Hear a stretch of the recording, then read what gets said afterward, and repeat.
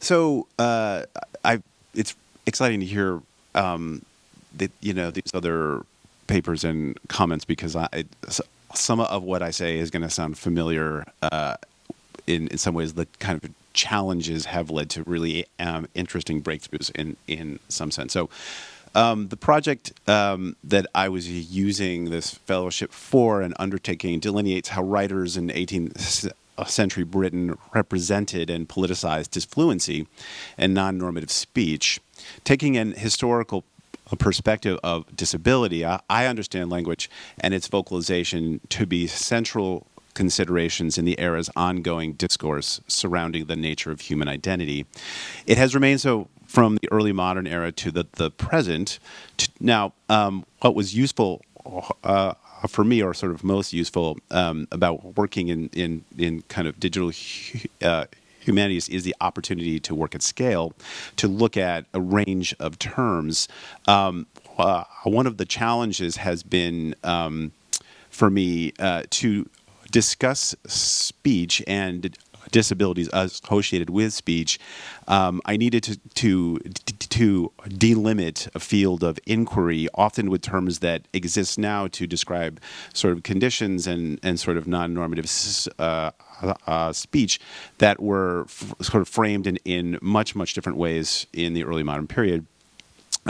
It's no easy task when it comes to the long 18th century and the and Enlightenment attitudes and practices with which that century is often associated.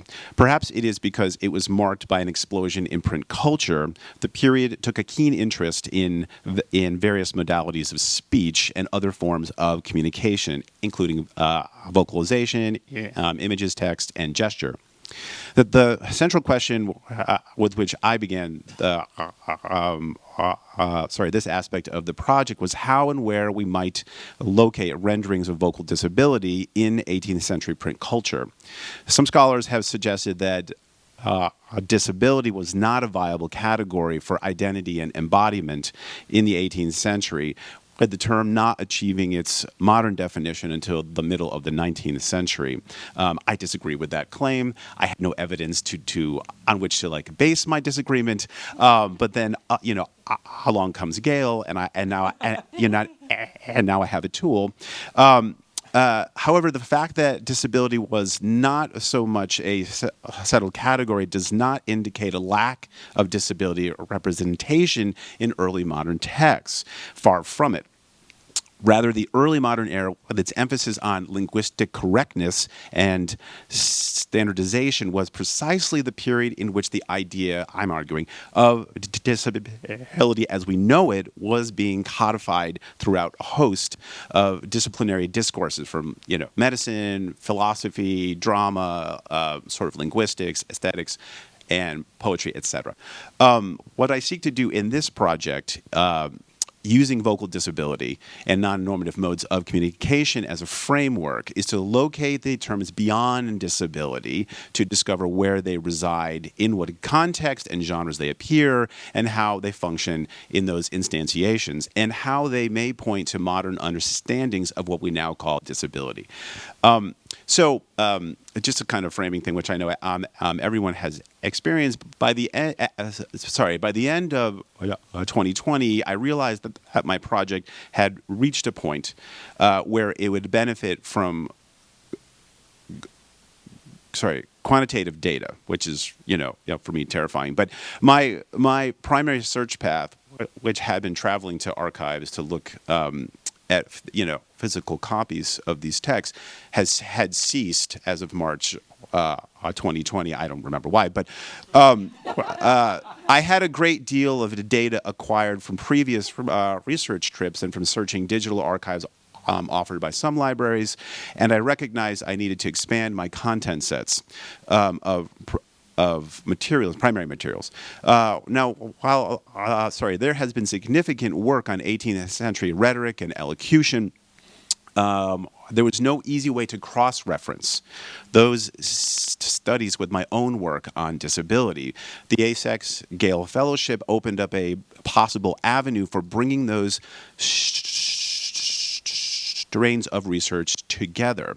Though I had used ECHO in the past to gain access to period-specific documents, I had not been able to group and separate, let alone clean, based on specific search terms, and certainly not with such speed. I mean, the approach of scale and speed has been, as Heather was saying, Moreover, being able to quickly build and shape document or content sets allowed me to process a large amount of information with greater ease and in a fraction of the time that I would normally require. I think Heather's right. It would be years in some cases. What surprised me the most about using the Digital Scholar Lab was how it required me to consider new research questions.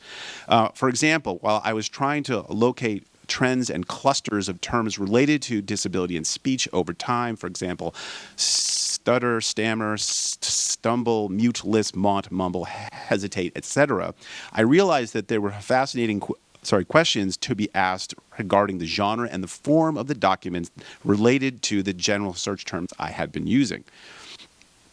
It has become clear to me that my project needs to address not just discrete instances of these terms and concepts, but also to consider how parallel and related public discourses in, for instance, political thought, literature, medicine, diverge or overlap in that their use of concepts related to disability and non-normative speech. One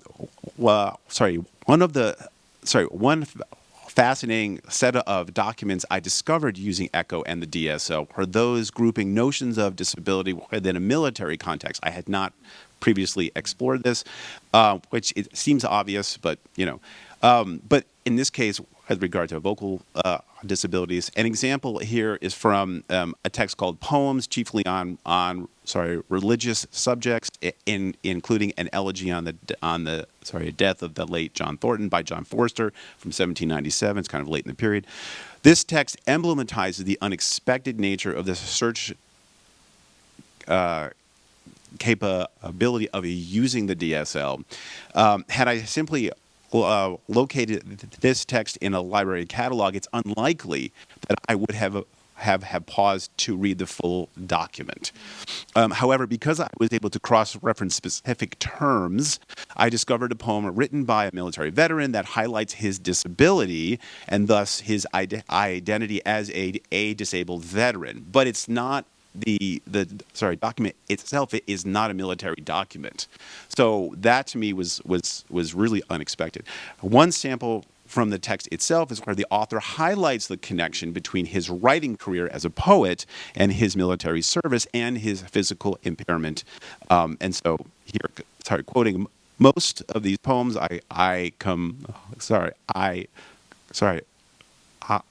most of these poems I composed in my youth for my own amusement, and after I was disabled from work. Some of my well-wishers advised me to print them for my living. There are many other examples such as this, way too many to name here, but I wanted to kind of just drill down, give you a sample of something specific that I was able to do with the lab. For me, what was initially most challenging had to do with determining the limits of search criteria, deciding how best to use the various digital analysis tools, and learning how to use the visualizations. Ultimately, though, finding workarounds for the limits of optical character reading, the OCR, and this is where I echo Adam in my angst about the long S, proved urgent. In particular, some terms that employ the early modern long S in typography made searching for terms like stutter and stammer extremely difficult. That is, I discovered that the DSL's OCR might interpret the term stammer as, for example, I hammer. I'll show you this in a moment. I knew the search was skewed somewhat because searching for stammer did not yield a result in a document that I knew to feature that term. So this is James Burnett, Lord Monboddo's On the Origin and Progress of Language from 1773. And so I had read this document before, so I knew that it held certain terms. A manual search of the document uncovered in the OCR metadata the mistranslation I just noted, and so you can see there sort of even like, like lisping and eye hammering, which is interesting. And there were other really cool spells. I have like a whole host of these. I realize this is a technical issue related to the challenges of scanning and recognition and the idiosyncratic nature of early modern printing practices, along with archival peculiarities. However, that some of my digital content searches did not identify instances of these terms in documents, I knew to feature them is not necessarily a research failure. Rather, I see this as, less as an insurmountable problem and more as a short-term technical issue. Moreover, from the perspective of bibliography and book history, these instances present compelling research questions about typography, access, and collection management. Most crucially, this phenomenon manifests the original problem that my project seeks to examine, namely locating, recovering, and making legible the presence of disability in the textual archive. More specifically, this example helps us to understand how we might approach the problem of making non-normative vocalizations legible and how we might conceive of strategies to make subjects with invisible disabilities apparent in the early modern textual archive in the hopes of bringing more voices into the historical record. Now, I'm still in the process of analyzing and interpreting the data that I collected. What has been most fascinating for me is tracking the appearance and the use of particular terms related to my my research project over the century 1700 to 1800. Prior to using the DSL, I suspected that terms related to speech impediments, stutter, stammer, lisp, hesitate, etc., would increase along with the advent of the British elocutionary movement in the second half of the century, and yet I did not have quantifiable data to support my hypothesis. A DSL allowed me to gather data related to those search terms alongside voice, speech, tongue, elocution, etc., to generate an historical map of these terms. And so now I had a hunch, but now I could prove what I was hoping to prove. For example, printed works that feature the term elocution more than double after 1750, as do works that also feature the term voice.